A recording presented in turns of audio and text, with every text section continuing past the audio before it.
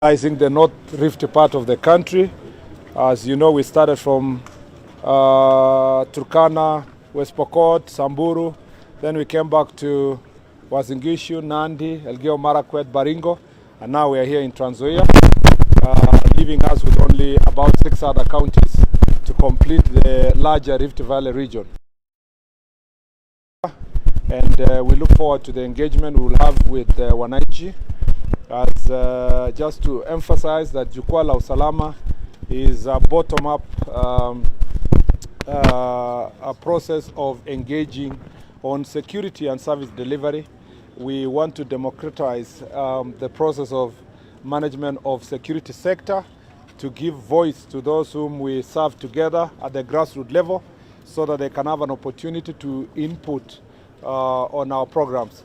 As you might have seen, and I have seen also in social media and also mainstream media, many of those clips of chiefs, assistant chiefs, OCSs speaking in different parts of the country and having, raising certain policy, structural, infrastructure decisions that have affected our country for a very long time, yet nobody wants to confess publicly. And therefore, it is based on this report that we get from this Jukwaa la Usalama that we improve on our policy direction, and we have already done so in a number of policy areas. We have already corrected welfare issues related to officers, and as we progress, we listen to issues that affect different parts of the country. Here I have just had a security brief. Trans-Nzoia is a place of great interest to us, a very beautiful part of our country, the food basket of our nation, and a border county with our neighbors in Uganda, and therefore we celebrate Trans-Nzoia. We believe that it is a strategic county with very important for our strategic reserves, especially insofar as food security is concerned, and we have seen how the maize have grown, testimony to the fact that the government investment on farm input, especially the fertilizer, has made a great difference in this county. And I'm saying so because it's not just a question of Ministry of Agriculture, but it's a question of security of our country. Food security contributes immensely to the rest of the national security. Beside that, it was our national government administration officers, the chiefs and assistant chiefs, all the way to the county commissioner, who played a very key role in the registration of the farmers. And we continue to monitor the process of ensuring that all the farmers and the qualified and the deserving farmers get the farm input on time. And as you might have heard, we are working together with county government to make sure that the different stores across the county are open throughout the year, so that those who want to do farming across the year is not just within the period of the beginning of the year. On the part of security, the strategic nature of Trans-Nzoia is also the very reason why we have security challenges. The challenge is as a result of the arable land and the benefit that comes to land. Land issues here contribute immensely to insecurity in Trans-Nzoia. There are many cases of land grabbing. Here for both private and public land. And there is a lot of invasion on public land, especially around Kitale and its environment. And this is perpetuated by government officials, both in county and national level, that give out approvals, particularly allotment letters from county government officials who are giving out public land. And these people are very daring, because they're not going for just any land. They even go for land that is occupied by security officials. That is the prisons land, that is even this land, including police stations, including the county commissioner's place and the police stations, including also the county government headquarters, including the museum land that was handed over recently to county government. And then now private land that is being invaded left, right, and center. There are so many people whose land has been invaded by land grabbers using goons.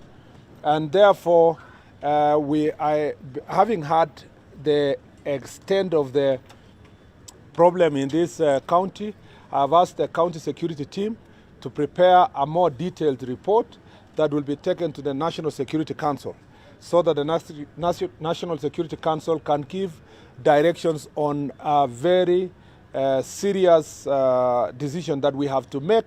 That is multi-ministry and cross-government, so that we restore land to the rightful owners, including the government of Kenya and the county government of Trans-Nzoia. That is a very pertinent issue. And as such, our officers here are strained because sometimes, you establish a public property, then you find tomorrow there are goons or there are invaders who have come. And there's a list of a lot of fake squatters in this, not fake squatters per se, but hired squatters. There's a lot of hired squatters and fake IDPs. Hired squatters is to facilitate invading of land. IDPs are particularly people are defrauding Kenyans by registering them and telling them we are an association that is dealing with IDPs. You need to pay 1,000 bob to be a member, and there is government plans to settle people, and then they end up defrauding people. And then these IDPs also, when security officials tell them that, okay, you are an IDP, you are displaced from your land, can we go for a baraza in your area with the chief so that we discuss why you cannot access your land? They refuse because they know that they don't have any land. These are fake IDPs. And therefore, all these reports are going to be prepared and sent to us. Then on the second issue is our proximity to our neighboring country, and the question of smuggling of goods, especially contrabands. The contrabands that are smuggled to this county contribute to the next problem, which is this county is number one in the Republic of Kenya insofar as illicit alcohol and drugs being used. In fact, it's number one, followed by I think it was Kakamega, and then is it Busia? Yes, because another border. No, I think it's Kakamega, right? Was it Kakamega or Marika? Yes, it's Kakamega. Then you have Kisumu. It is only Nairobi which becomes number 4. Some of the counties we have always complained about are number 15, 16, 17, 20. There is a big problem in Trans-Nzoia of alcohol and drug abuse. And part of it is because of our proximity to the border. A lot of smuggling of adulterated ethanol that is being consumed here. And it is very sad for me also to report that the business that is thriving here in terms of alcohol and drugs is because our government officials, our security officials, including police officers, are colluding with some of these dangerous traders who are selling contraband. And this business is thriving because the smugglers and the traders and the distributors of drugs are actually having full protection of police officers. And I have, including our Ngao officers, that is assistant chiefs and chiefs. This is destroying our children, and we cannot allow it. We have agreed as a security team that the Inspector General of Police will send a special team from the national government, from the national level, from Nairobi, from the headquarters, to come and do a sting operation here until we get rid of all the networks that are perpetuating drugs and alcohol in Trans-Nzoia County. We also know that some of the players are holding high offices, and some of them are big businessmen bribing police officers, bribing Ngao officers, and bribing magistrates. And we want to say that without fear of contradiction, that if this thing is going to be sorted, it must have concerted effort of all the arms of government. We must get the support from the legislature, and we must also get the support of the judiciary, because we need to sort this problem. We have admitted from our security sector that some of our officers are culpable, and we will be dealing with them immediately. And we are not transferring anybody. They will be receiving their dismissal letters as they go through their court processes to answer why they are facilitating smuggling of drugs and the distribution of drugs and alcohol, illicit alcohol. In fact, because I have been to Elgeyo Marakwet, Baringo, Uasin Gishu, and Nandi, part of the weakness why those counties are experiencing a high presence of these drugs and alcohol is because of the weaknesses that we have within our border. As you very well know also, our border in Swam here, there has been ongoing construction. It's now 98%. President Ruto and President Museveni are expected to come and commission it anytime. We had a challenge of expanded land for purpose of the parking area and also the housing around there. That has now been sorted between Ministry of Lands and the Ministry of Forestry, and that land has now been provided, and you will be seeing through affordable housing structures that we will build in Swam here to make sure that the border is functioning. Once we have a proper functioning one border post between us and Uganda, we will be able to regulate business, government revenue will go up, and then we will deal with contraband in this area. As a ministry that is facilitating and chairing the one border post structure, we want to confirm to the people of Kenya that now Swam, we are almost there. You know, contractors come back to site because the pending bills that the contractor still had has finally been paid. The last thing I'd like to say, not that this is the only problem, but the last one is that Trans-Nzoia again has witnessed in the recent past a great rise of goons, politically generated and facilitated goons that are causing havoc in meetings, giving problems to law enforcement.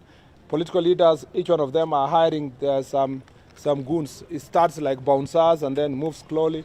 They become criminals that are making public meetings impossible here, funerals, places of fights, and then, you know, they are incentivized by the money they paid. They also get drugs and they get alcohol. I have also asked the county security team to work with the elected leaders here to ensure that all the goons that have been hired and those that are about to be hired are all dismantled, everybody to go and do their own business, and they be given something else to do instead of engaging in this goonship. As you know, as a result of this, a number of people have lost their lives. You've witnessed the funerals where innocent people wanting to bury their loved ones. The funerals are quickly or hurriedly. The family is left hurriedly to bury their loved one without properly mourning, without even a service, because two politicians wanted to come and demonstrate their strength.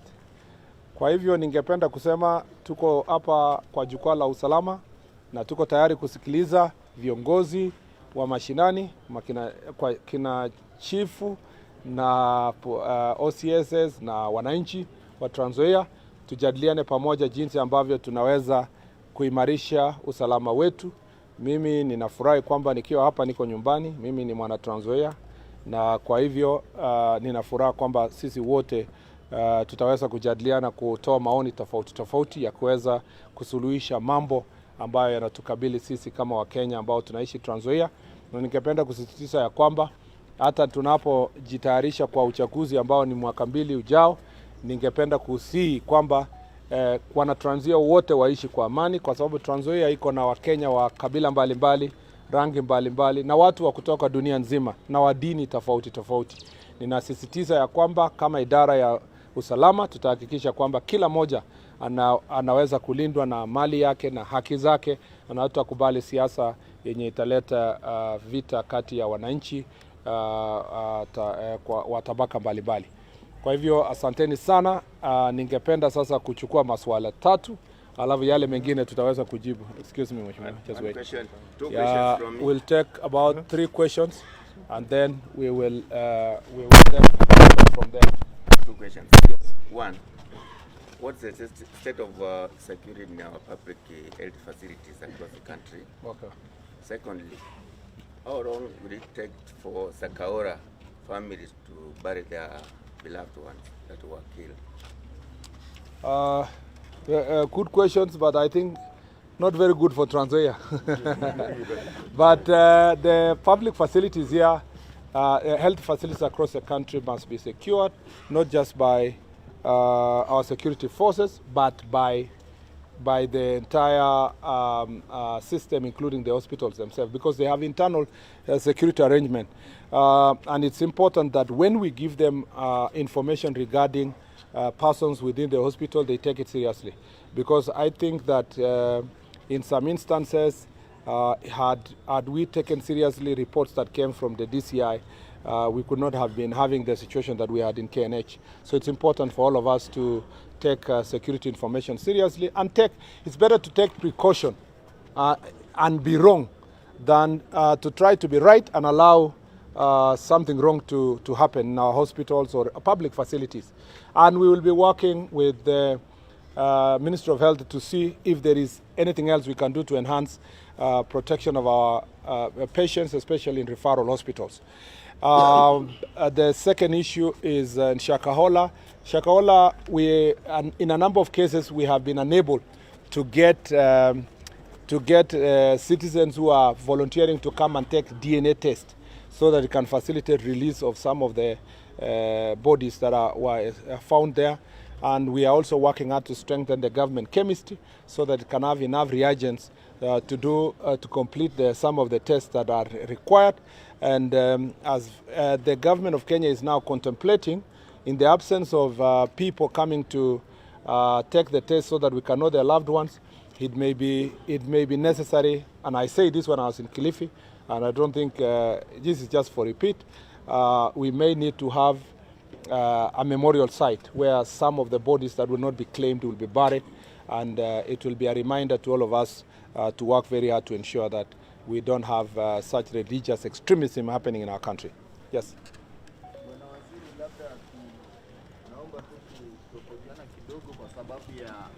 Uliza swali sio kutafatiana.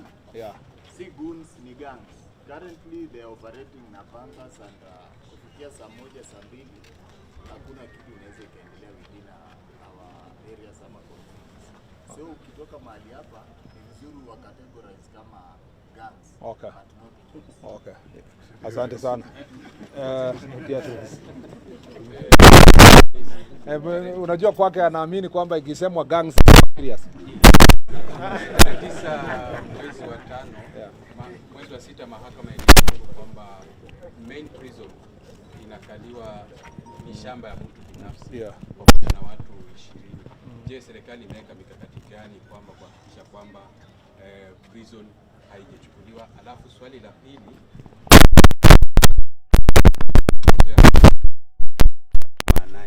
je, serikali imeweka kwamba ili swala kwanza nataka nikubaliane na sijui kama ni mwanahabari ama mwananchi ameuliza pale kwamba ni kweli tukisema gangs inakuwa even more serious, na tunataka kusema kwamba those gangs yenye iko Trans-Nzoia hapa, ni ukweli kwamba tuko na gangs that inatusumbua hapa, na kama vile nimesema tuko na mpango fulani pamoja na ofisi kuu ya Inspector General kuhakikisha kwamba maafisa wakuje hapa kusaidiana na maafisa wako hapa mashinani kuhakikisha we have dismantled those gangs. Na kama vile amesema, wengine wanatumia rungu, wengine panga, na imeumiza watu wengi. Na tumesema kwamba pengine kidogo lazima tuangalie pia wale maafisa wetu wa serikali hapa SWA ya idara ya polisi, kama wengine wamekuwa complacent, wamekuwa wamelegea kikazi, lazima pia tuchukue hatua tuhakikishe kwamba wananchi wanalindwa. Kwa mambo ya shamba ya prisons, ni kweli kwamba kotini iliamua kwamba turejeshe shamba ya prison kwa mtu binafsi na watu binafsi, na tumefanya tayari appeal ya hiyo kesi. Tumefanya appeal na tunaamini ya kwamba hatukusikizwa vizuri. Pia kulikuwa na shida kidogo ya uwakilishaji ya hiyo idara katika kotini, na tumeongea tayari na afisi ya Attorney General ndio atie maanani sana wale mawakili watakuja kuwakilisha prisons, ili kuhakikisha kesi hiyo tunapambana nayo vizuri, na nina imani kwamba tutarejesha shamba hiyo kwa serikali. Na pia umesema ni ukweli kwamba ni kama kwamba kwa muda mrefu tumesahau ama tumewacha mambo ya mashamba hapa, na unajua kwamba pia wale wanawasaidia katika ofisi kuu ya mashamba katika Nairobi, na hii jambo ni cross cutting, na vile ndio maana unasikia nimwambia county commissioner na security team waandike ripoti kuu yenye tunaweza kupeleka kwa National Security Council kupitia ile National Security Committee, ili tuchukue hatua yenye itakuwa na wakati na itakuwa na multi-agency approach, kwa sababu iwezi fanywa tu na maafisa wa serikali. Unajua the impact inakuja kwa wale wa polisi na security, lakini shida kubwa iko kwa upande wa mashamba. So lazima tufanye wote pamoja kuhakikisha ya kwamba tunasuluhisha shida hiyo. Nadhani na unajua mjaji introduce na media houses. Yeah. TV47. Na hiyo itakuwa ya mwisho. Bado kuna mwingine? Yeah. And then the last one. I think the last one. Pengine tungepata tu msimamo wa serikali kuhusiana na wanasiasa wachochezi. Sio tunapoelekea katika uchaguzi. Kwa sababu tunaona already kama kampeni za mapema zimezona. Swali ya pili ni kuhusiana na swala la mpox. Jana serikali ya kaunti ya Trans-Nzoia ilitangaza kwamba kuna mmoja wa ugonjwa unapatikana katika bunge la Kenya. Na kufikia sasa tunajiona mikakati ya usalama huko mpakani mwa Kenya na Uganda iko vipi kushirikiana na wizara ya wacha niseme kwa ya mpox nitaachia wizara ya wizara ya afya ipambane nayo, lakini japo tu niseme nilipewa ripoti katika security committee kwamba tayari county commissioner ametuma ujumbe kwa machief, ACCs na polisi wetu wote kuhakikisha kwamba tunawahamasisha wa Kenya, na pia tunahakikisha kwamba wale wanaingia kwa njia inayofaa, lakini najua pia kwamba idara ya afya itatoa mwelekeo zaidi ya jinsi ambavyo pengine tuache kusalimiana sasa kwa muda mrefu, kwa muda fulani, hadi kwamba tunapodhibiti shida hiyo. Na unajua sisi wa Kenya na wa Afrika huwezi sikia hujasalimia, hujakutana na mtu mpaka umshike mkono umsalimie.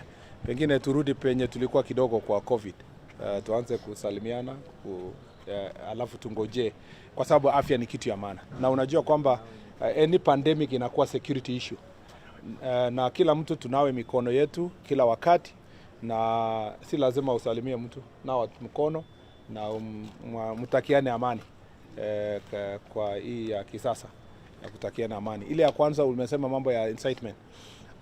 Tumesema kwamba hakuna mtu mkubwa, na nimesema hiyo kutoka Nairobi, hakuna mtu mkubwa sana hawezi pelekwa kotini kwa mambo ya incitement. Na uliona nimesema kwamba watu wa Trans-Nzoia na waomba waishi pamoja kwa amani. Pia nataka kusisitiza ya kwamba idara ya polisi wako na jukumu kuhakikisha kwamba mtu yoyote mwenye atajaribu kunena maneno yenye itagawa wa Kenya atachukuliwa hatua ya kisheria, na ninawaomba kotini, wakati tutakaopeleka hao watu katika kotini, msipatie tukumbuke penye tumetoka, na msipatie bail terms ya chini. Lazima mtume ujumbe kwa Wakenya kwamba hata mahakama inapinga mambo ya uchochezi na ukabila. Ya mwisho,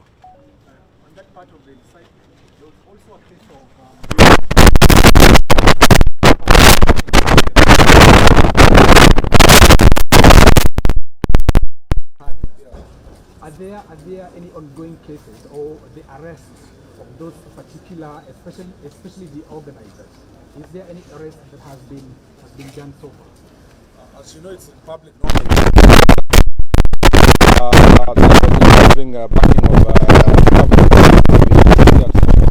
Over 30 people were arrested, they were taken to court, and the cases are ongoing. What we just need is to carry out very robust prosecutions, and the DCI office provide proper information. We believe that if every incident is going to be dealt with according to the law and people are charged and brought to account, we believe that we are able to ensure that we avert any possible recurrence of such incidences.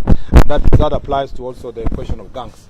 That if we deal with the gangs and gang leaders ruthlessly and together and in as a government as a whole, which includes the judiciary, in the best interest of the country at heart, we are going to sort out this issue. I'm very confident with the fact we have now put in place, courtesy of the information we have, we should be able to dismantle these gangs and give people the space to campaign peacefully and elect for the leaders they want to elect. Asanteni sana. See you later.